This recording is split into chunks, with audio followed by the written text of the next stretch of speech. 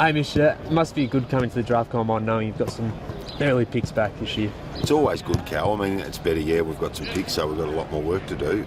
It's always enjoyable to see how the boys perform under pressure. So even in the years where we didn't have as many, and we found some ways to get some picks and we picked some rookies, still enjoyable because you just like seeing them all together, and they're great kids and you enjoy talking to them and finding out more about them. You must head into this week though knowing you've got a few more options up your sleeve with the selections back.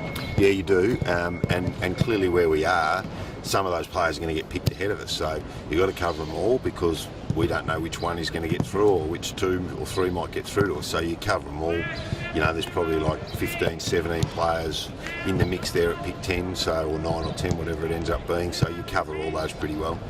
Have you worked out in your own mind what you think the most important player is for your list at the moment with that first selection? It's always the best player. You know, the most talented player that comes through there is probably the one you're going to look at. Needs don't really come into it there. You just got to take the talent because, as we all know, you look at guys like Danger and people that have been picked in that range, Brodie Smith, that they end up really good players. So you can't muck around with that too much.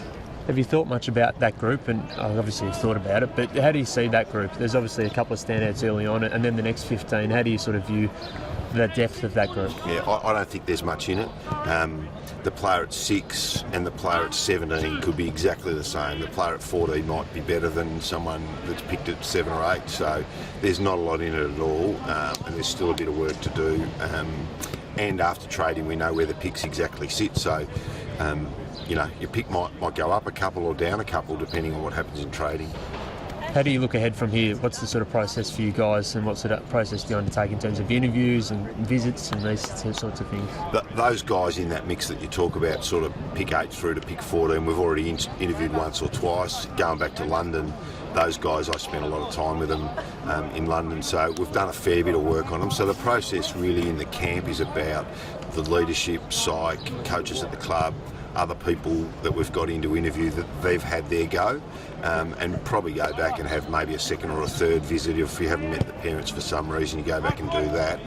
In some cases will be done after this with some of those players we won't need to do anymore, and then we can look at where our late picks might be and start to focus in on those. But around 35 players we've already done in a fair bit of detail, and it's a bit about reports and site reports and data and testing, and the GPS guys and those guys reviewing some of the areas where they have the knowledge in, and then they present to us.